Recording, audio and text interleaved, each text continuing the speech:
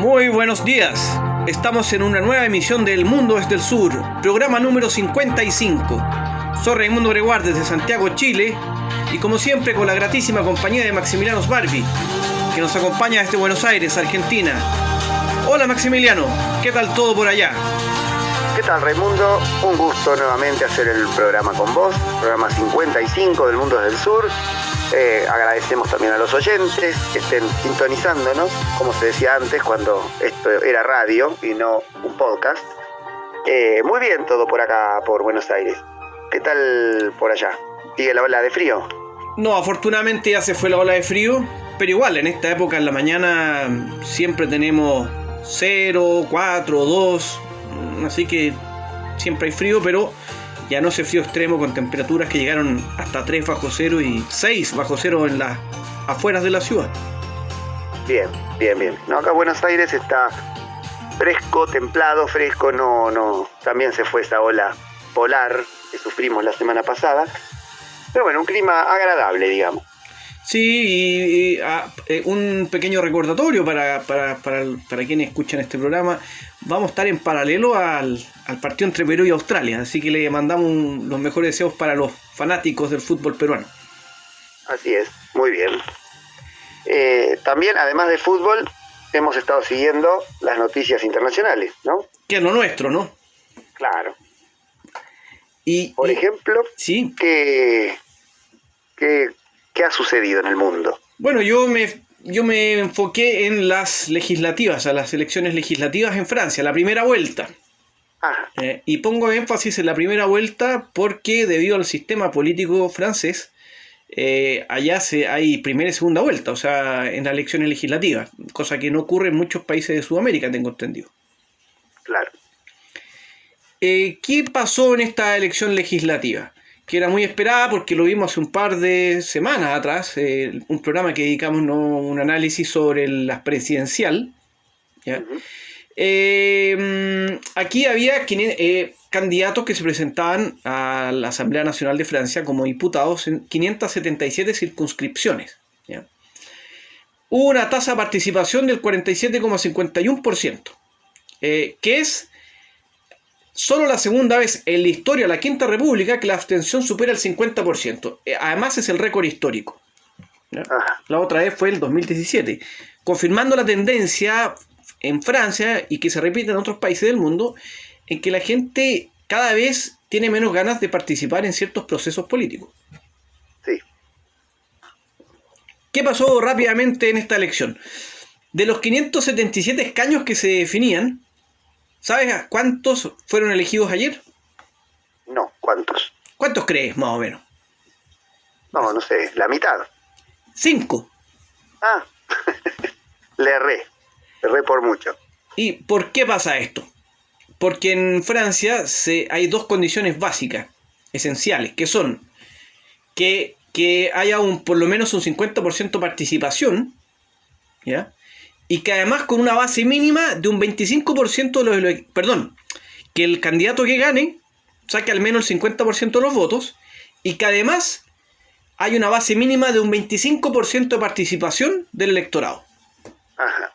Esto genera que muchas veces un candidato gana, pero con menos del 50% o bien con una participación en esa circunscripción menor al 25% y por lo tanto se va a una segunda vuelta.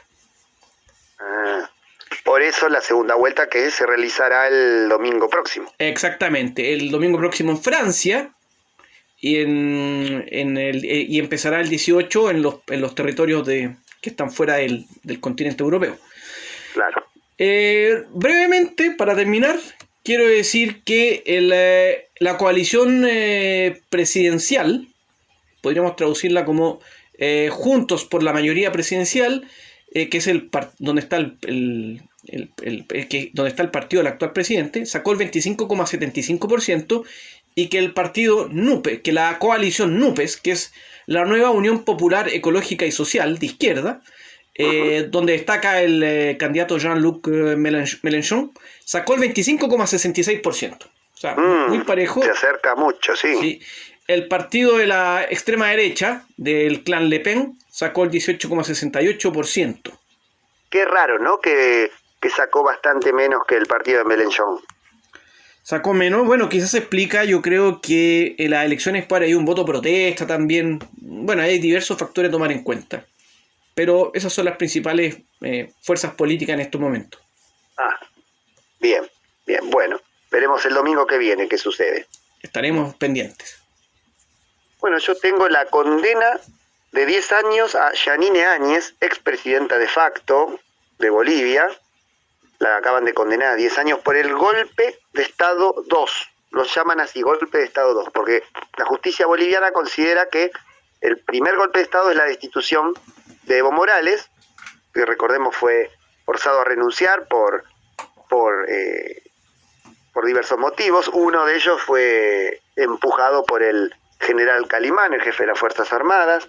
Y el golpe de Estado 2 es la toma de posesión irregular cuando el Congreso la eligió sin tener quórum, porque recordemos que no dejaron entrar a los diputados oficialistas del MAS, ¿no? Del Movimiento al Socialismo, el partido de Evo Morales, y votaron, el resto de los diputados votaron a favor de que Yanine Áñez fuese nombrada presidenta. Bueno, por esto fue condenada a 10 años, recordemos que fue un proceso sangriento, hubo masacres, el gobierno argentino que presidía Mauricio Macri envió armas en apoyo a los golpistas, pero el gobierno de Arce, el actual gobierno boliviano, va a apelar la sentencia para que cumpla 15 años y no 10. Creo que por la ley boliviana se le podrían haber dado 15 años y bueno, la defensa logró que se le redujeran 5. Y una pregunta, Maximiliano, perdona. Yo leí hace unos días que el expresidente Mesa dijo que no recuerdo cuál fue la palabra exacta, pero algo así como que querían impugnar el proceso porque decía que había algunos vicios procesales. No tengo idea si tiene razón o no, pero quería mencionarte esto, si está al tanto y a qué se debería esta defensa de Mesa. Se debe, por lo que tengo entendido, se debe a que Mesa no denunció que fue un golpe en su momento, sino que fue parte también. Fue parte política pasiva quizás, porque no fue el que tomó el poder, pero apoyó la designación de Áñez. Lo mismo sucedió con el candidato de extrema derecha Luis Fernando Camacho.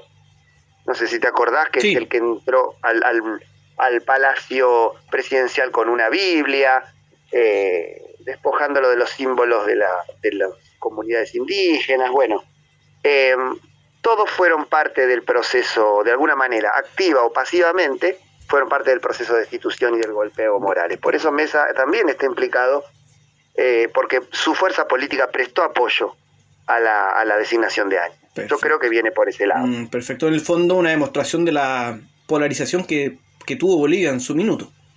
Sí. Afortunadamente, al año de sucedido eso, ya recuperó la democracia Bolivia, pero esas fuerzas golpistas siguen teniendo algún tipo de poder, principalmente en las zonas más ricas de Santa Cruz, Beni, Pando, los departamentos más antiindígenas, digamos, porque la polarización en Bolivia no solo es económica, es racial, es social. Son diversas variables. Claro, exactamente. Muy interesante. Mira, lo que también me parece súper también muy interesante y relevante es algo que ocurrió la semana pasada en Rabat, Marruecos. Ajá. El 8 de junio se realizó la primera reunión ministerial de los países africanos del Atlántico.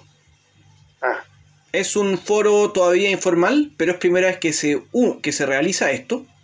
Hubo 21 países del África Atlántica en lo que el gobierno marroquí bautizó como proceso de Rabat, y que tiene como objetivo que estos países de África se apropien del espacio atlántico, cercano a ellos por supuesto, generar propuestas comunes para todos estos países y esto es lo que me parece súper interesante, en el largo plazo, unirse con la otra orilla del Atlántico Sur, que es América Latina. O sea, claro, ellos están hablando, así como está la OTAN, ¿no es cierto?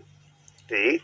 Es ahora un Atlántico de África, que se una después con el Atlántico de América Latina, en el fondo, un Atlántico Sur. Sería Argentina, Uruguay y Brasil. Bueno, uno entendería que la lógica, ¿no es cierto?, sería, como tú dices, Argentina, Uruguay, Brasil, que son los países que tienen costa en el Atlántico. Sí.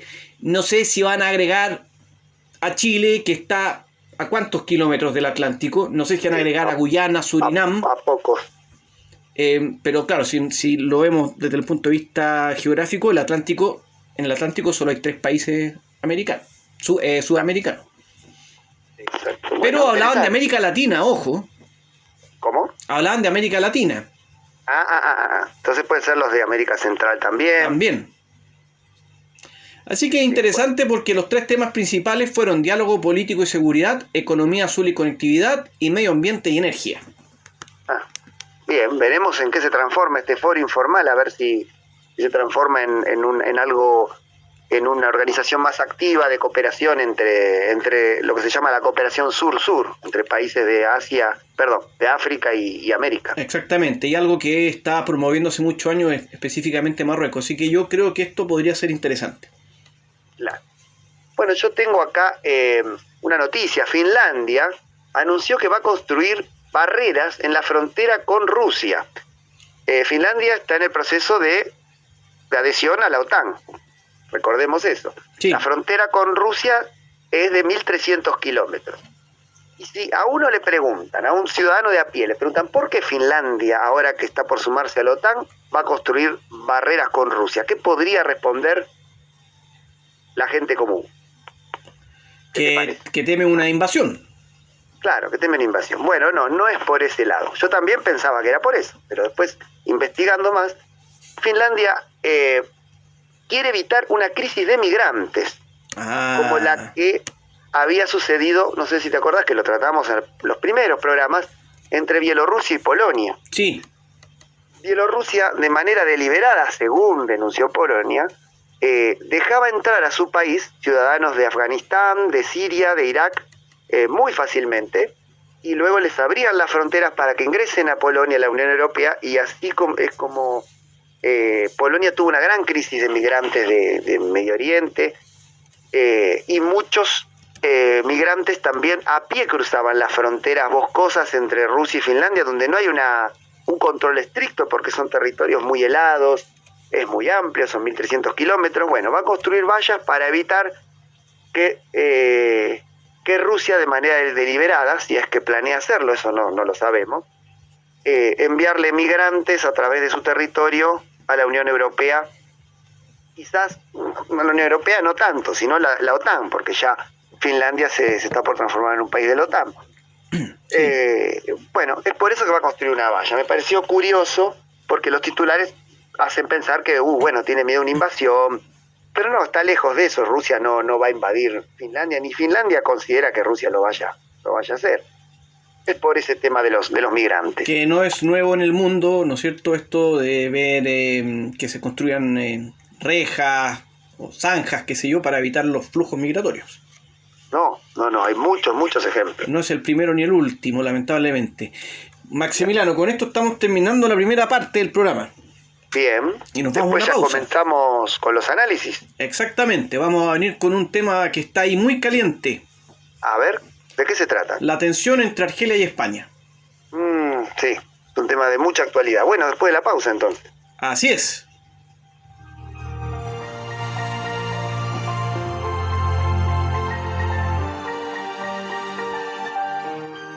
Seguimos en El Mundo desde el Sur, programa número 55, y ya nos metemos de lleno en los análisis, y bueno, Raimundo nos adelantó de qué se va a tratar su análisis.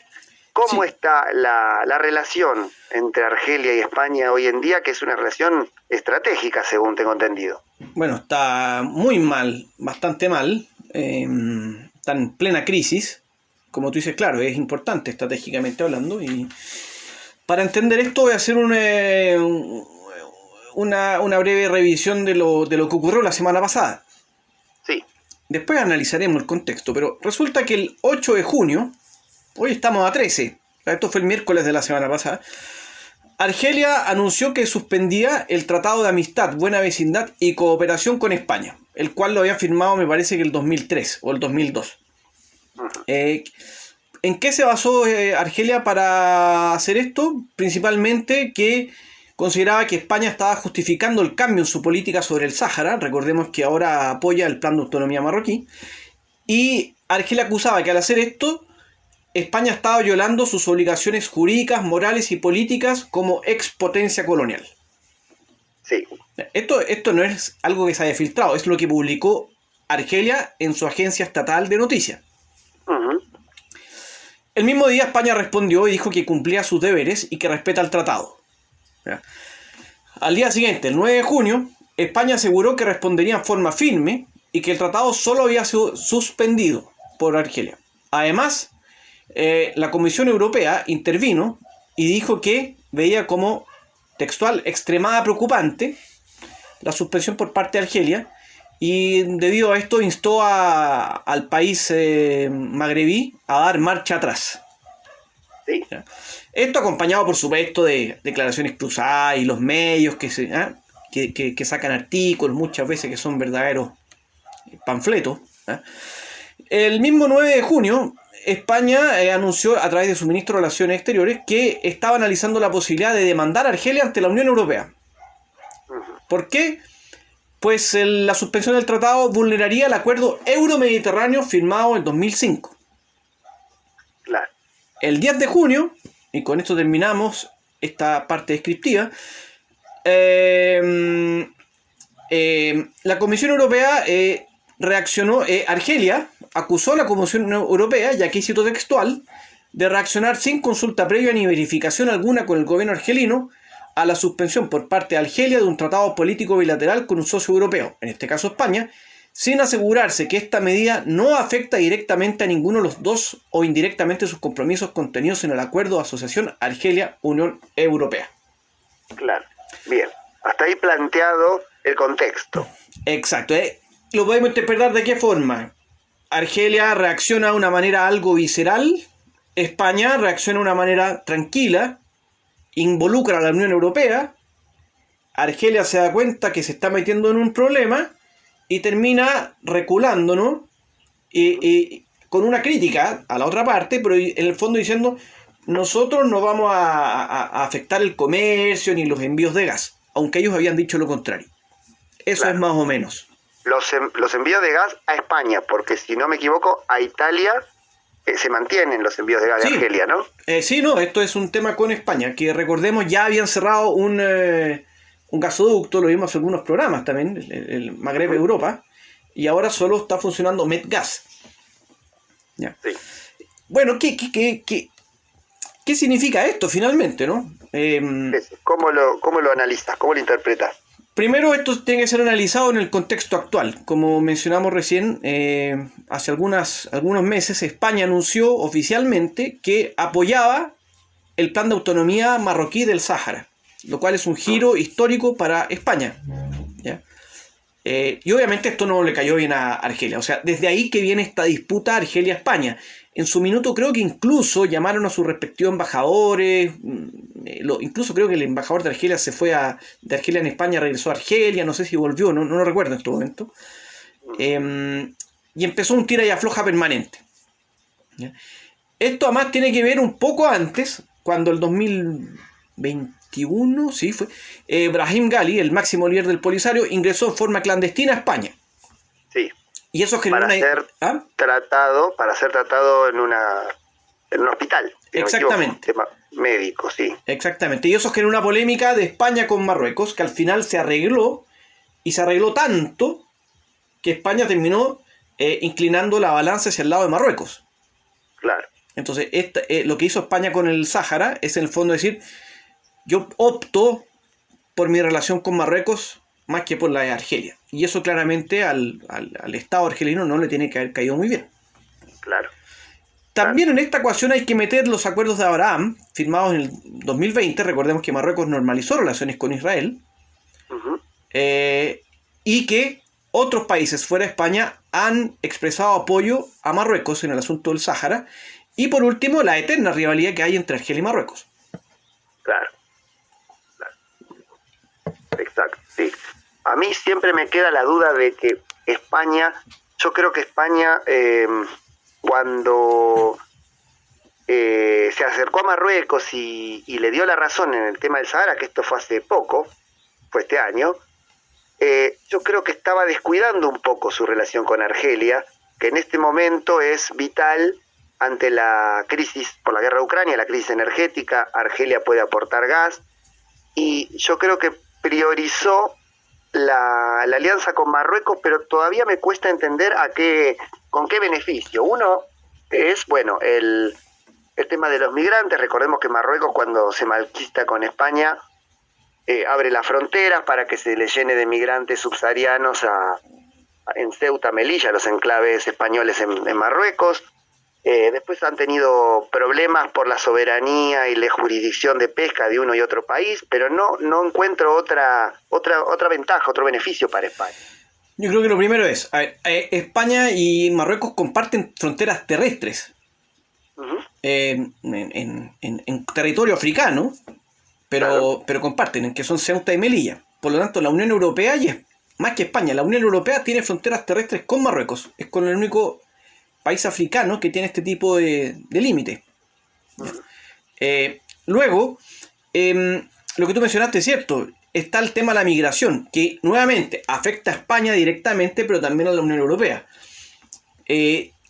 Si Argelia reconoce el plan de autonomía de Marruecos, inmediatamente no asegura, pero es probable que Marruecos, a partir de ahora, haga lo que le piden muchas veces, que es contener estos flujos migratorios. Porque ya consiguió Hay que recordar que en Marruecos el tema del Sáhara es un tema de Estado, si no es el más importante en política internacional, la verdad. ¿Ya? Sí. Entonces es muy importante lo que gana Marruecos, y España también tiene otros temas involucrados con Marruecos. Por ejemplo, el Monte Tropic, que lo vimos en un programa y si no lo veremos, que está ahí cerca, tiene una disputa con Marruecos por las aguas territoriales, las Canarias, y lo principal, lo de Ceuta y Melilla. En el fondo, y esto es lo que dicen muchas personas, yo lo comparto, ok, te apoyo en el Sáhara, pero entonces a partir de ahora no reclames más por Ceuta y Melilla. Uh-huh. Y ahí gana España. ¿Ya es oficial o es algo extraoficial? No hay ninguna. Ahora, oficialmente España lo dijo Pedro Sánchez, le explicamos al rey y le dejamos en claro que Ceuta y Melilla son sagradas, no se toca más ese tema. Claro. Y Marruecos no habló más del tema. Claro. De todas maneras, yo no creo me parece, ¿no?, que Marruecos pueda llegar a recuperarla, Ceuta y Melilla. No estaba esa posibilidad. Creo que en Melilla, hace un año atrás, el 70%, o en Ceuta, estos datos no los recuerdo, creo que cerca del 70% era musulmán, y creo que la proyección indicaba que aquí ya no me acuerdo cuánto tiempo más, por lo menos el 60 o 70% de la población de estas dos ciudades iba a ser española de origen marroquí, porque también muchos marroquíes van a vivir allá. Claro. Y además el rey de Marruecos ha hecho un plan muy interesante desde el punto de vista frío de la política, que es cercar a Ceuta y Melilla con diversas zonas de desarrollo económico en Marruecos. Estos están quedando aisladas. Claro. Por lo tanto, había que tomar una decisión al respecto. Claro. Por último, para explicar también, tú dices, España pierde con el gas argelino, sí, pero la España es el primer socio comercial de Argelia y representa el 46,7% de las exportaciones argelinas. Sí, no le convenía a Argelia romper relaciones con España o, digamos, el romper el tratado, no le convenía. Exactamente. Así que eso, veremos qué pasa la siguiente semana, porque esto puede ir creciendo, pueden sumarse otros actores importantes. España ha deslizado por ahí que Rusia está detrás de la postura de Argelia. Yo no creo que sea así, pero podría aumentar esto. Sí, es verdad. Rusia y Argelia han tenido relaciones cercanas. No sé ahora qué está sucediendo con el tema de la guerra, pero sí, siempre han tenido buenas relaciones. Yo por ahora lo descartaría. Yo creo que no va por ahí la cosa, pero no podemos descartar ningún escenario. Exacto. Bueno, seguiremos atentos a este tema. Sí. Es muy importante. Y bueno, si te parece, seguimos adelante con el próximo bloque y el siguiente análisis. Sí, nos iremos a una pausa y cuando volvamos estaremos con el análisis de Maximiliano. Exacto, sí. La gira del presidente de Venezuela por países de Asia y África. Muy interesante y lo estaremos analizando a la vuelta de la pausa. Adelante.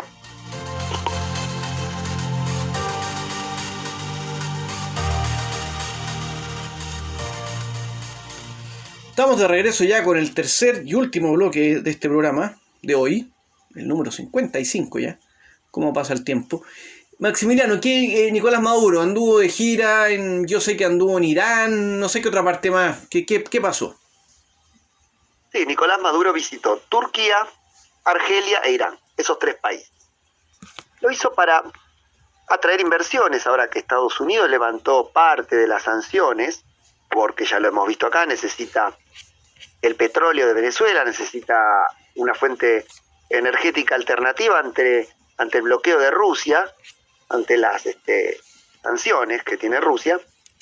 Además, Venezuela necesita conseguir mantener el petróleo alto, y porque es su principal fuente de ingresos, y también incrementar su producción alimentaria, porque Venezuela ha optado durante el gobierno de Chávez y también el de Maduro por incrementar las exportaciones de petróleo en detrimento de las exportaciones agrícolas. Entonces no es un país que produzca muchos alimentos, y en este momento los alimentos por la guerra están tan caros, están subiendo de precio en todo el mundo,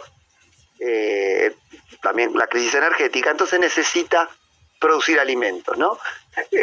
También conseguir inversiones en petróleo, minería, alimentación, sector financiero y turístico. Por eso su primera escala fue Turquía.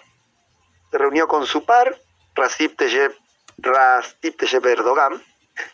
El comercio bilateral entre Venezuela y Turquía en 2019 era de 150 millones de dólares.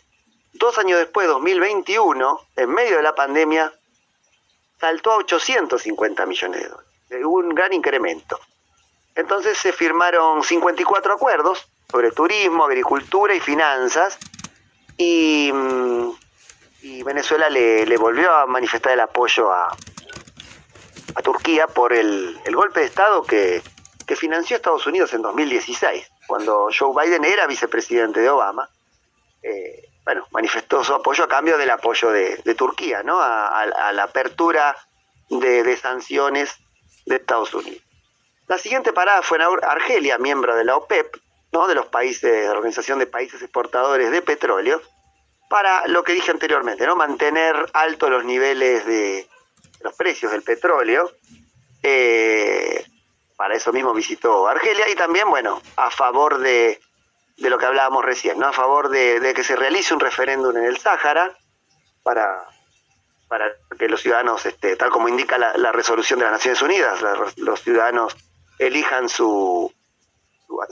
ser independientes o pertenecer a Marruecos, y él lo apoyó en su disputa con España, la disputa que recién mencionabas y analizaba. Y por último, la escala, la más importante, creo yo, fue la de Irán. Estuvo varios días en Irán, Maduro. Juntos intentan burlar las sanciones de Estados Unidos y la Unión Europea. Recordemos que Irán también está sancionado porque Donald Trump se retiró del tratado, y al final Europa terminó siguiendo no se retiró del tratado, pero sin embargo sigue condenando a Irán y acusándolo de querer realizar un programa nuclear, cuando dentro del tratado era imposible que Irán pudiese continuar con el enriquecimiento de uranio para un programa nuclear bélico. Firmaron un tratado que se suma a los 250 ya firmados que tienen. Un tratado por 20 años acaba de firmar Maduro con su par iraní. Uno de los elementos más importantes es el proyecto conjunto para producir alimentos en Venezuela. Continúa esta política de producción alimentaria de Maduro que decía antes que había sostenido con Turquía, porque le hace falta conseguir alimentos y no importarlos, porque sabemos que Venezuela carece de muchas divisas para importar alimentos, y ahora que se levantaron las sanciones petroleras, va a contar con más divisas, pero se le van a abaratar los costos si vuelve a producir alimentos en su propio territorio, ¿no? Sí, me encuentro interesante todo esto. Tiene diversas formas de analizarlo. Por un lado, podríamos decir que los socios de Venezuela en esta gira son para algunos considerados verdaderos parias, en Occidente especialmente, ¿no? Son países que además suelen estar acusados por ser regímenes dictatoriales autoritarios. Al mismo tiempo, desde otra perspectiva, son países, especialmente Irán y Turquía, que han logrado establecerse como potencias emergentes en su zona y que se han plantado con fuerza ante Occidente. Claro. Por lo tanto, ahí Venezuela, que está aislado, creo que dentro de lo que podía elegir, ha elegido lo mejor que tiene. Claro, y eso también hay que destacar su alianza con Rusia y con China. Además que tiene lo de Rusia, lo de China.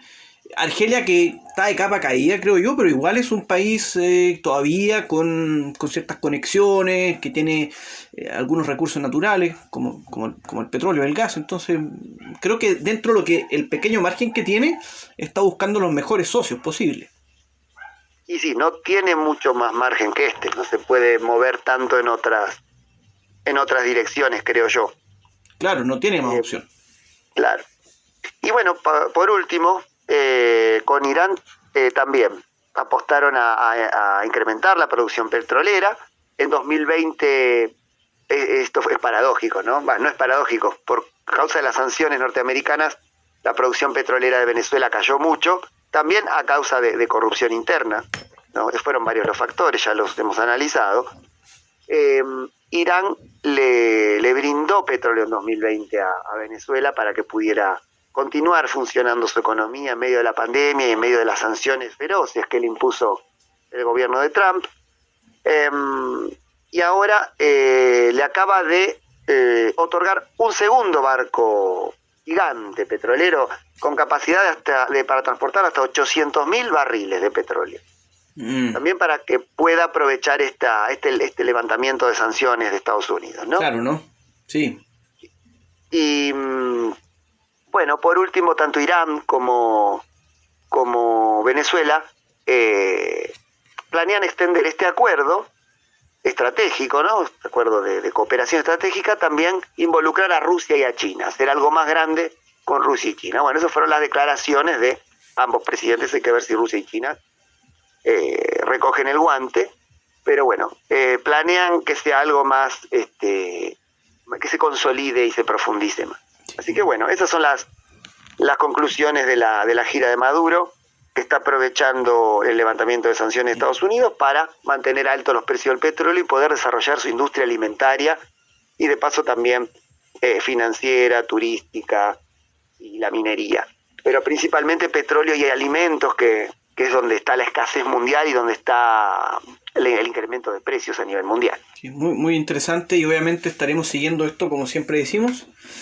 Ahora, lamentablemente, tenemos que ya cerrar la puerta, apagar la luz y dejarlo hasta aquí. Sí. Una cosa, Maximiliano, antes de eso, yo me quedo dando vuelta un dato que yo di. Dije que España era la exportación argelina hacia España eran el 46,7%, no, era la Unión Europea. Me quedo dando vueltas, lo verifiqué. Claro, bien. Fuera de ese paréntesis, Maximiliano, ha sido un gran programa, como siempre un placer estar contigo. Muchas gracias, y yo también considero lo mismo, y como siempre le decimos a los oyentes que se suscriban al canal de YouTube del Mundo desde el Sur, compartan en las redes sociales el programa si les parece interesante, y bueno, nos estamos viendo en el programa 56. Sí, nos veremos este jueves, así que todos tengan una excelente semana y ya nos reencontraremos. Así es, bueno, gracias por acompañarnos. Hasta la próxima.